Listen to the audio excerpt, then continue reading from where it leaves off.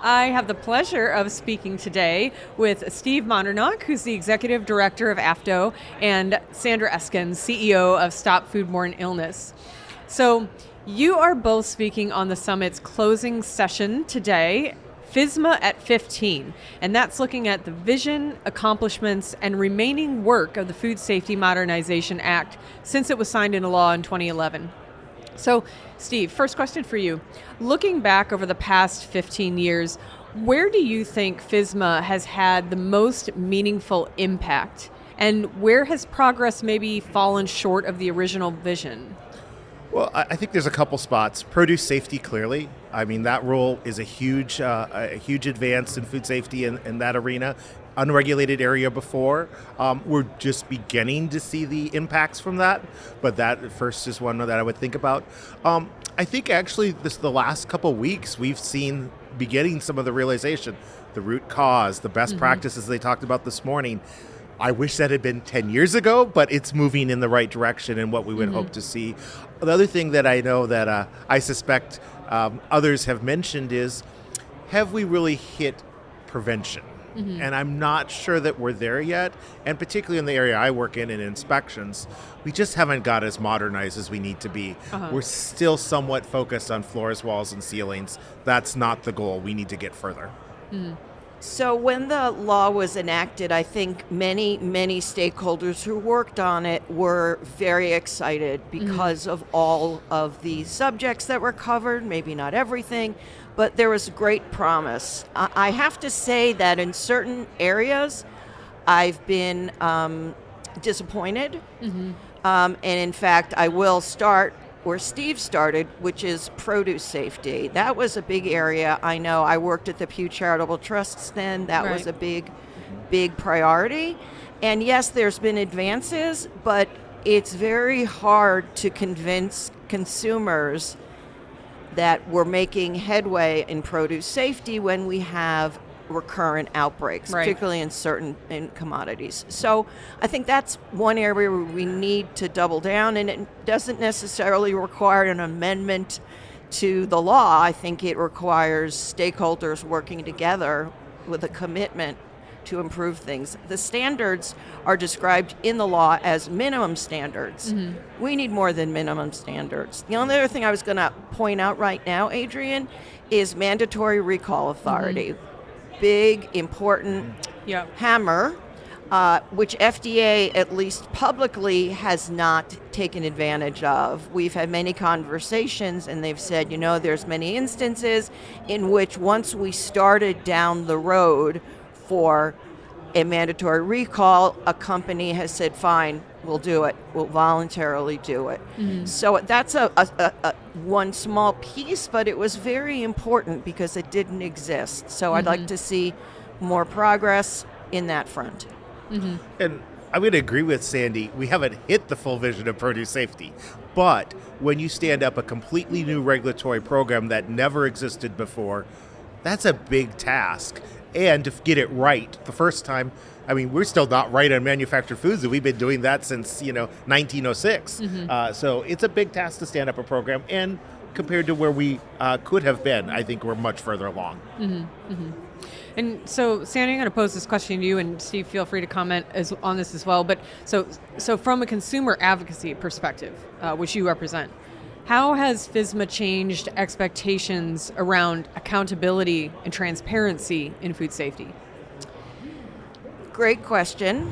I'd say for enlightened consumers who know about the law and what it contained, again, I think there's a level of disappointment because every time you have an outbreak and arguably a recall, people don't understand maybe that's, something that was caught early or it was something that they were able to address.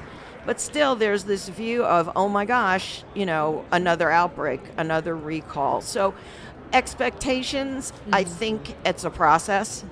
And I think that people will feel better as we make more advances in food safety, at least on the FDA side. Any thoughts to share? I don't know that I would add much to what Sandy said. I think, it's going to be challenging. And when you look at where a lot of the recalls are, these aren't necessarily the most challenging areas. They're areas we've been dealing with for generations. Allergens. Yep. It's stuff that is not rocket science, novel and new. It's more some of the basics. So I think that's one of the messages I keep seeing is we probably need to spend more time on basic sanitation than anything. Yeah, absolutely. And especially mislabeling for allergens, that seems like an easy solve, right? Well, I think hand washing is an easy solve at retail, and it's not. Foreign contamination outbreaks, recalls are a challenge, I know, and continue to be. I think that's one thing that we could talk a little bit about is often we think about root cause analysis after there's been a bad event. But those just-in-times are, when you're seeing something and you have the opportunity to prevent it and you find it, then you need to do that systematic analysis also. Waiting for the awful event to make a correction is not the time to do it. Let's figure it out earlier and go a step further. Right. And again, what you're talking about in many instances are called near misses, which sounds a little scary, but it's not. It's in fact a situation where people figure out before a product that's contaminated has left the facility that there's a problem. And those are as impactful, and you can learn so much from them as much as when there is a problem that you haven't caught. I would also say the regulatory system has not done as good a job of embracing and pushing those near misses as an opportunity or poor inspectional results. What are we doing to make sure that it's actually corrected, institutionalized, etc., particularly when we see it happening time after time? And, so FSMA was built on collaboration across industry, regulatory, and consumer groups. How well is that collaboration functioning today, and where do you think it still needs to evolve?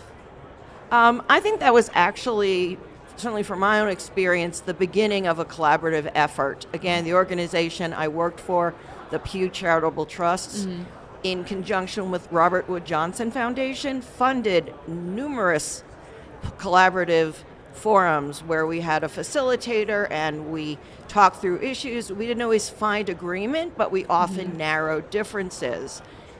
Even since then, that was the early days of FSMA implementation, I've seen a lot more collaborative activity, and that is so essential. And I think I mentioned produce as an example where it's really going to be necessary. And I'm a lawyer, and there isn't a law or a regulation that I don't love. But I've also realized over the course of my career that that's not always the solution. And I think that's what collaboration highlights, that when people talk together, talk with each other, share positions, expose differences, hopefully you wind up in a place where you're going to be doing a much better job in protecting public health. So I think FSMA was the beginning of stronger collaboration. I think we see it every single day, whether it be our work with industries, consumer groups. I mean, let's be honest, pre-FSMA, I would have never talked to Sandy. I mean, not on a personal level, but we wouldn't have worked together. That just was not normal. I mean, consumer groups were unknown to us before FSMA. And the same thing, I think the industry partnerships are much stronger today than they were, which are all very important. I tell you, people will let me go in and see what they're doing in advance and let us see, hey, we're trying this new thing. You want to see it? That's something that I don't know would have happened there. So I think we're definitely seeing a better openness and transparency across the whole community, which is very important, and frankly, hopefully will result in better food safety as we go forward. And, so as we look ahead, what do you think are the most critical gaps or emerging risks that FSMA still needs to address to really fully realize its proactive approach to food safety? Well, I'm going to start, kind of follow up on something I talked a little bit about today. FSMA forgot certain programs, a lot of what were traditionally known as the cooperative programs. So retail, grade A milk, and shellfish. I think there are some opportunities to modernize all of those programs, and that, while we were doing FSMA, they kind of all got forgotten. And now it's time to really put those programs and advance them and do better there. And again, it wasn't specifically part of the law in most cases, but there were circumstances where it was, and I think we could do better. So I think that's one area I would focus on.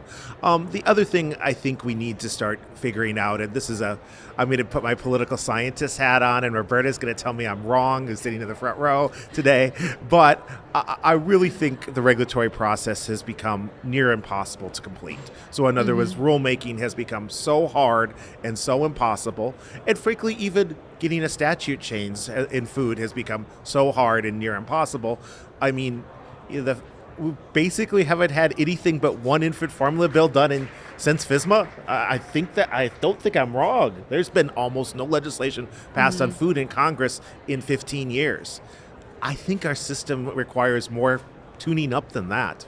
But wait a minute, didn't you participate in a hearing last week I did. Which 28 There pieces of legislation relating to food were on the table there? There were, and 3 years ago when that last hearing was done, there were, I think, 7 pieces of food legislation. There you go. I do think this is one of the things that MAHA has really done, is put an attention on food. And that is wonderful, and probably, and I would argue, maybe even the most important thing that MAHA has done. Yeah. Great. Yeah, with those 28 bills that were discussed during the hearing, some of them were new, some of them were reintroduced bills, and just by virtue of the fact that most bills do not pass, there's so many bills proposed per year, and we know there's a very low percentage of them that actually do get passed. But it's encouraging to see there's this much focus and concern on food safety that we have to have a hearing to discuss, like over 24 bills that have been introduced. And I think one of the things that, as I was reviewing 28 bills, which is first nuts, to get through 28 bills and try to figure out what they do, some of them are no-brainers that had been sitting there for, the IFT report on date labeling and the subsequent work on that is close to 15 years old, at least 12 years old, and it's still sitting there. And no one really disagrees with it. Yes, it should be clear whether this is a quality date or this is a safety date. Right. Everyone knows that's a good thing. So those sort of bills, I wish we could see what non-con bills would actually move forward. I'm going to come back yet again to produce safety with a couple of additional points. Again, there are outbreaks that happen. You look at the IFSAC food source attribution data in terms of FDA regulated products, it's up there. It's a challenge because there's no kill step. We're eating them raw. But the other opportunity is, in addition to data, it is MAHA, because of the focus on real food.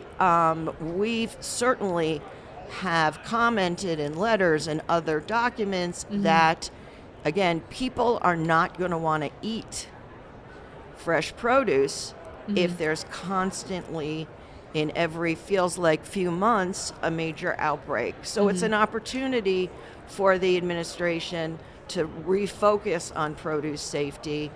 There's not a lot of conversation in MAHA about microbial safety, microbial contamination, and that's unfortunate.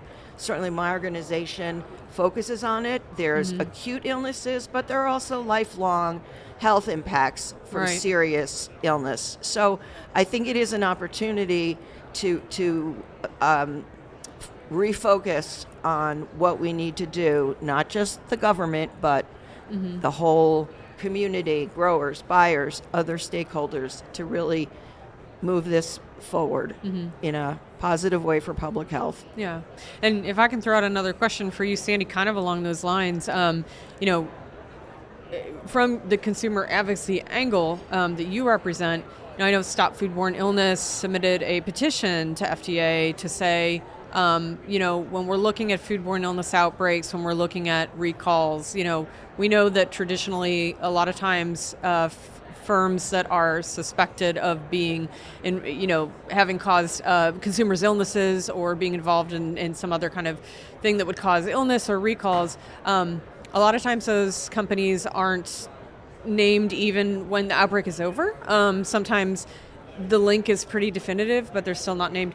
And you're saying, please, can we give more details so that people can make sure that they're, because we know in retail stuff is not always off the stores when it's supposed to be off the stores. Right. Make sure people are aware of what's going on. The ultimate goal is to protect consumers, so this would be one way we can do that. Can you comment on that at all a little bit? That is a perfect illustration of something we haven't talked about, but you mentioned at the outset, transparency. Whether it's consumers who may have purchased the product or just generally consumers want to know what companies are having problems. Unfortunately, the Office of Chief Counsel at FDA, from my estimate, has a very contorted definition of a trade secret. And let's point to what you just mentioned, right? The name of a company. They believe that the name of a company, and a company advertises and markets, is considered confidential commercial information that they can't expose, they can't disclose under the Trade Secrets Act. And there's plenty of related law under the Freedom of Information Act. It's just totally unacceptable. It doesn't have to be. Their view is only when there's a recall and you need a recall, you need to know information, do you have to disclose it? That's just wrong. So if transparency means anything, here's a good example. So I just need to follow up on that, because the Office of Chief Counsel has also misconstrued what I would argue the law says and their ability to share information with their state and local partners that are after effectuating this. I'm going to give you a real world example. A grocery store complaint comes into FDA about something being wrong in the grocery store. FDA then proceeds to send the state a redacted complaint that says something is dirty in the 90,000 square foot grocery store. Is that what the consumer expected? The consumer expected someone to actually be able to investigate that complaint. Wouldn't provide the information on who the complainant is, but did do a 10-page legal reason why they couldn't provide that document. That's not what the consumer expects. That's not what the law was intended to do. We have to get some reasonableness in our application. Agreed. And that's two lawyers saying that. And Steve, I'm gonna throw out one fun question for you. So you just participated in the town hall regulatory session where you, alongside representatives from FDA, CDC, and USDA, FSIS, spoke about regulatory priorities, and also things like collaboration came up a lot, both in what the federal representatives were saying that they are focusing on, but then also in the audience Q&A, a lot of people mentioned collaboration. We talked a little bit about collaboration focusing on FSMA here in this interview. There's been a lot of suggestions that I've heard in different sessions around the conference, including the keynote and the town hall we just had, about how regulators can better collaborate with not only the federal, with the state agencies and public health, but also with industry. And I think one interesting idea that we've all heard bounced around many times was brought up by an attendee asking a question during Joan Menke-Schenzer's keynote yesterday. And they asked, would it ever be possible to have a single food agency so that we can really focus and concentrate on that?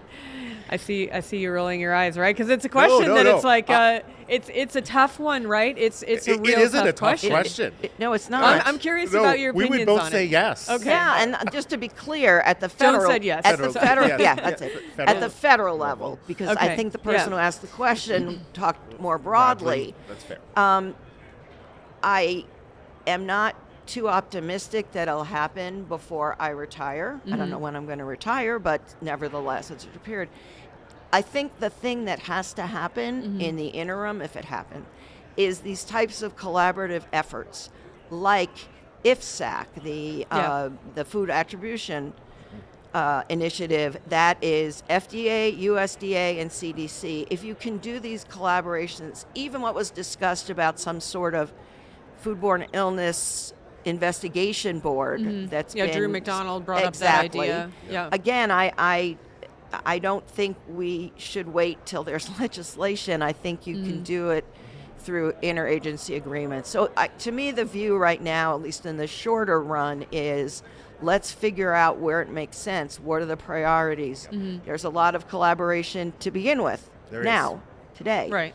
But I think focusing on priorities, again, the goal being that you're better at protecting the public. That's the goal of whether it's consolidation or cooperation, but certainly that can happen short of legislation. So you brought up Joan. When she was vice president at ConAgra, one of the most, one of the things that I continually think about that she did was she actually started a regulatory industry group in that region of the country. And ConAgra really brought this together. There was no list, no one knew who to invite, but they figured it out. And it was really quite valuable. And that group still goes today. Actually, it's expanded a little bit, has a few more states, but it's been a very valuable way of exchanging information. And more importantly, everyone knows each other now. So some people that you just simply didn't know, you now know, and everyone's working together. And that was a huge improvement, something that she did there. It was just an amazing addition. General Mills had done a similar thing up in the Minnesota area. And I will say, though, some of those no longer exist, which is really sad because I think that is one of those unique opportunities. Absolutely. Well, thank you both for the sneak peek of the closing session today. That starts at 4 p.m. sharp. Hope we'll see you all there. And also thanks for fielding those extra fun questions that I threw out to you at the end there. But Steve, Sandy, always a pleasure to talk with you. Thanks so much for attending the podcast live today. And then we will have another interview coming up here shortly with the Sherman-Williams Company. That'll be with my colleague Bob. So stick around and watch that if you'd like. And thank you all for sitting in. And thank you, Thank you. Adrian.